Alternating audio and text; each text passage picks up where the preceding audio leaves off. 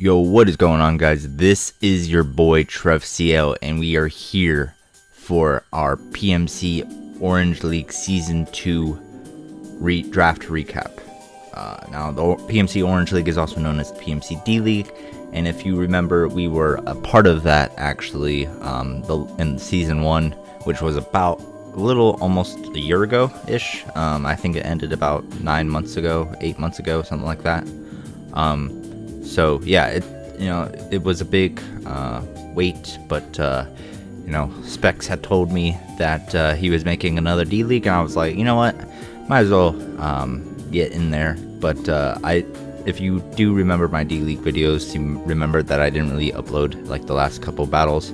I did make playoffs. I did win my first round of playoffs, and then I actually forfeited in semifinals because between time and just I didn't have a real big interest in Mons at the time. So yeah, that is that. And also a little update before I get into this. GPC battles will be going up over the next week or two, and then TBU I will upload week 7 in the next week or so. However, I'm planning on not uploading week 8 because I actually haven't gotten the actual Wi-Fi battle recorded itself, and I don't really want to bother anybody for that. So I'll probably in my week 7 video just send you to Ethan's channel, Redithan, who was my week 8 opponent, to see his side of the battle, just so you know what happened in the battle, if you already haven't seen it, which you might have already seen it. It's been about a month since then, but yeah, enough about that. Let's go ahead and get into our draft. So as you can see, these were the 11 Mons I selected: Tapu Koko, Lando T, Scolipede, Lucario, Delmise, Bronzong, Cryogonal, Tyrantrum, the Rancor, Pelipper, and Kingdra, and then Talonflame. So this draft was basically a tier point system, kind of like how the GBA did it before this season, and how they'll probably go back to doing it after this season. So there was a couple different points though. If you drafted an S tier, which was for me Tapu Koko, you could not pick up a Mega, so you could not have an S tier and a Mega on the same team. So by picking Tapu Koko, I did screw myself up not having a Mega. However, I felt that I wanted to try out Tapu Koko, so that is the reason I have Tapu Koko and no Mega. But other than that, let's get right into my 11 Mons I selected.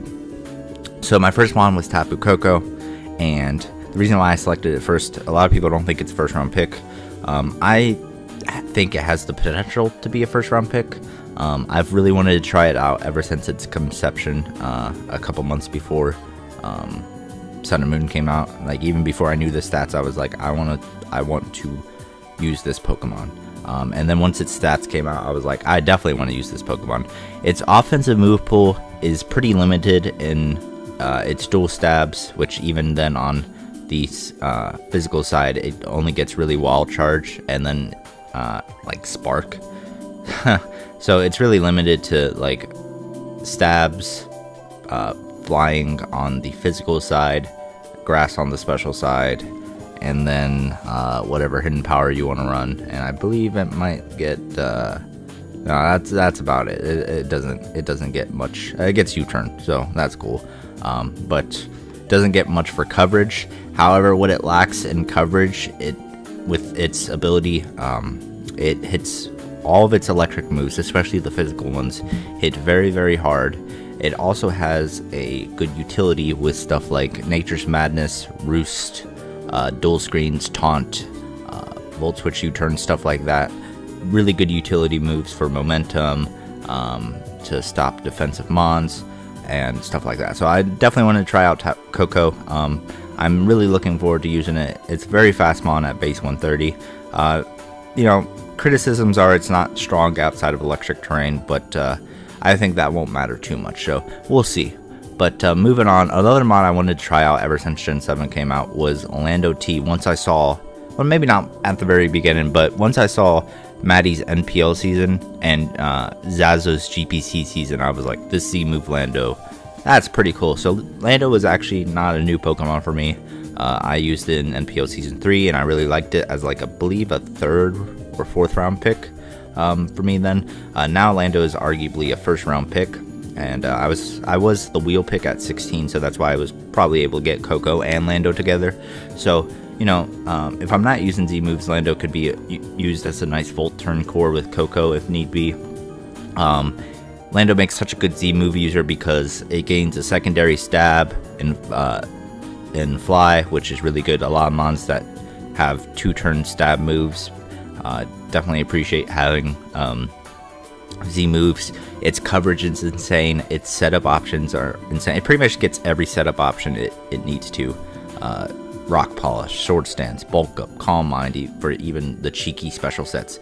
And then again, its coverage, I'm pretty sure it's able to run like 14 or 15 different offensive Z moves with ease, if I'm counting correctly. So yeah, it's an incredible Pokemon. Intimidate is a good ability for setup, yeah.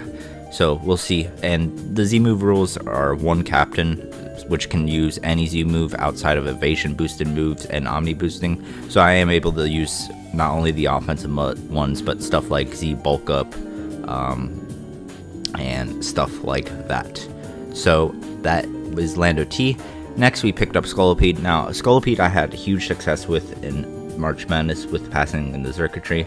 Now obviously, as you can see, at least by the mons on this screen, at least the offensive core, as I'll get to Lucario next, I don't really need the speed because everything has the option to set up speed, or, you know, in Tapu Koko's case, it's super fast, so it doesn't really need it.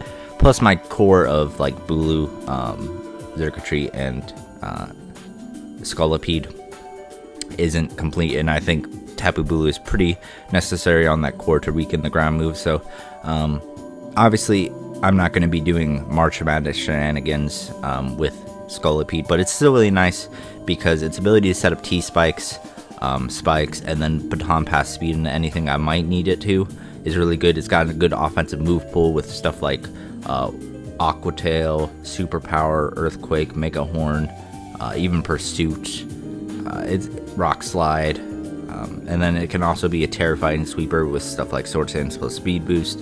It really is a good Pokemon, and I'm looking forward to using it hopefully a little bit more offensively this time around. March Madness, it was basically just my Speed Boost baton pass into Circuitry, so this time around hopefully it will be a lot more useful outside of that.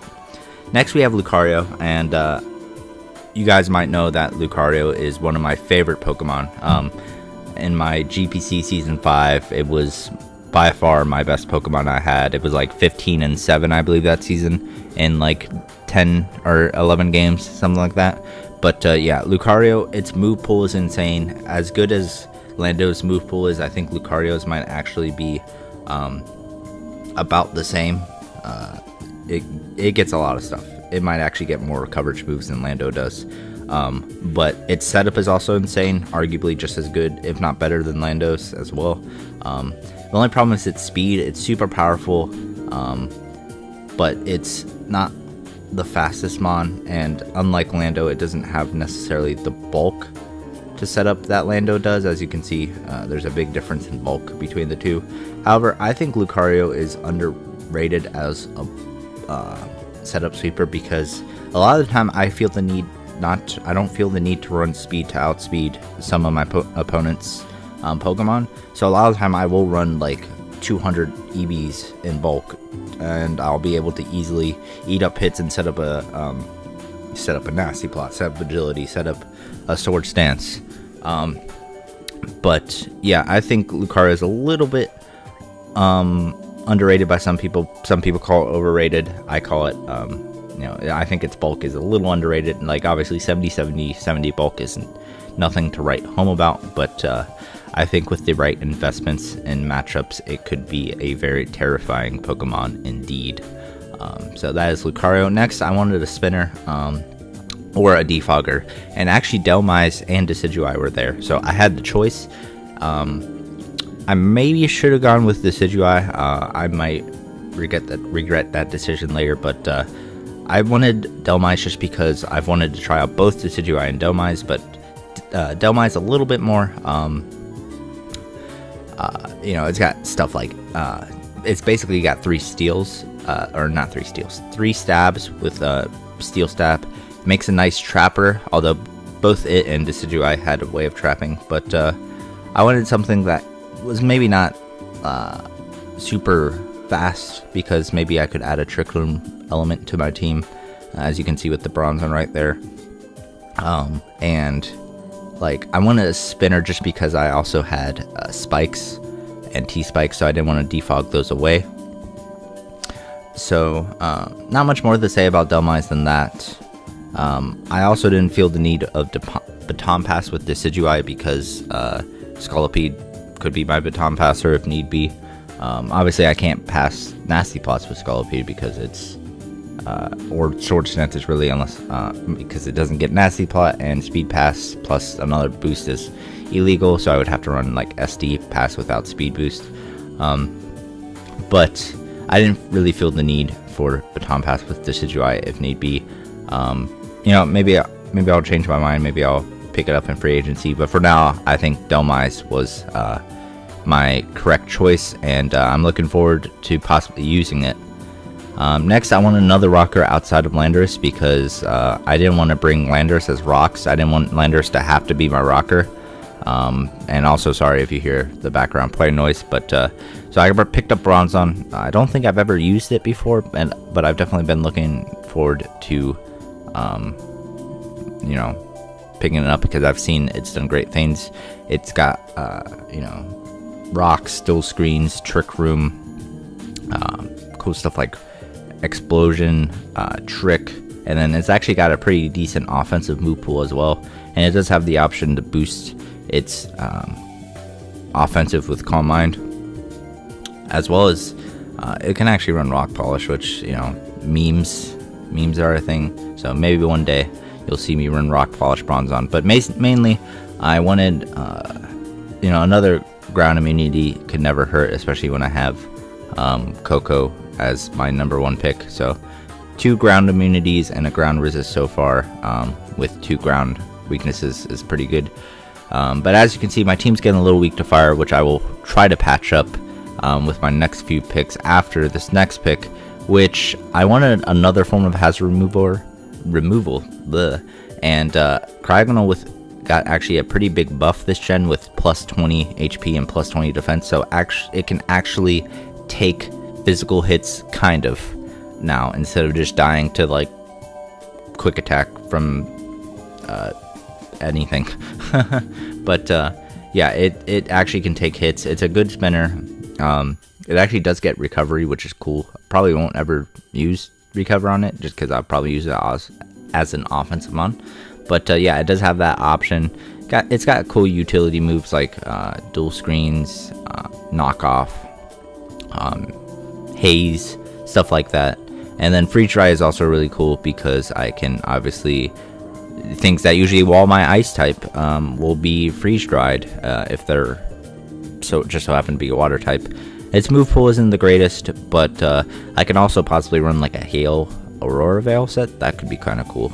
Probably won't do that, but hey, there's the option. There's the option. So that is Cryogonal. Next, I wanted another rocker as well as a fire resist, because as you can see, my last 5 picks have been weak to fire, so kind of needed a fire resist, and Tyrantrum is about as good as you can get while you get a rocker.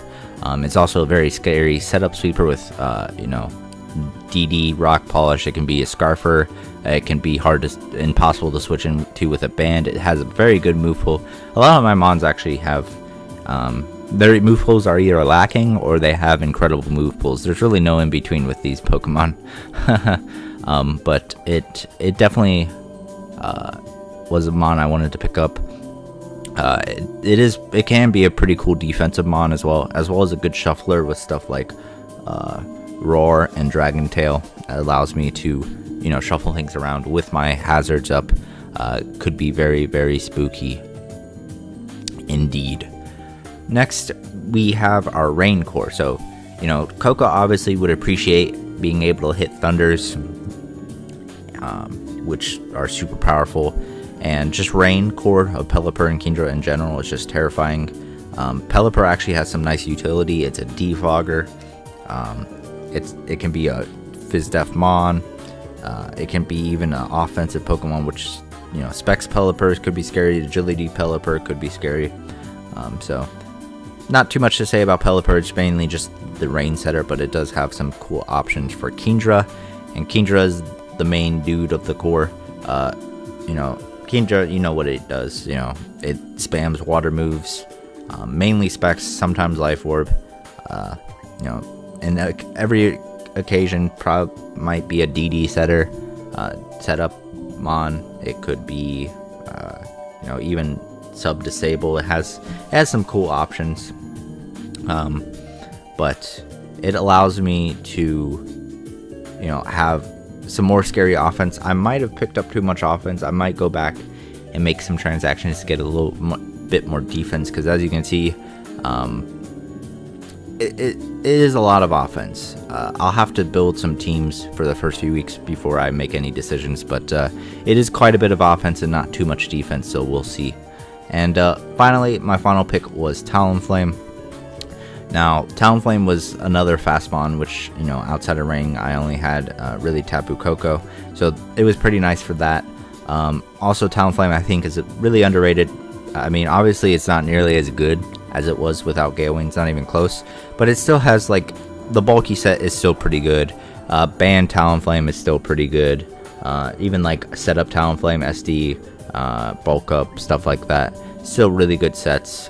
Has utility options like Tailwind, Taunt, Willow, you know, U-Turn. I still think it has a lot of use, and as my good buddy Jolt would tell you, it's still a really good Pokemon. So that is my team.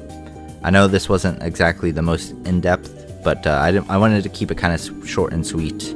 And yeah, so it's a really offensive team, but it is level 50 and it is Showdown. So first of all, Showdown battles, and second of all, level 50. So that actually favors offense a little bit more. So even though my team seems too offensive, maybe that works out because it's level 50. So yeah, this should be going up on today, which is Friday, and the first uploads are actually tomorrow, which is Saturday. So yeah, week 1 we play Aki. So you know, who knows what's going to happen in that game. You know, he obviously beat us pretty badly in the war between the NPLs. So and you know, I drafted a pretty bad Rain team. You know, full Rain is never a good idea. So you know, maybe we can get some revenge on him. You know, with a Rain team, with a Rain aspect of the team to boot. So we'll see. You guys will have to watch tomorrow to find out. But other than that, I think I'm going to get out of here. I think I've done everything I needed to accomplish in this recap. So yeah, this has been your boy TrevCL, and I am signing out. Peace, guys.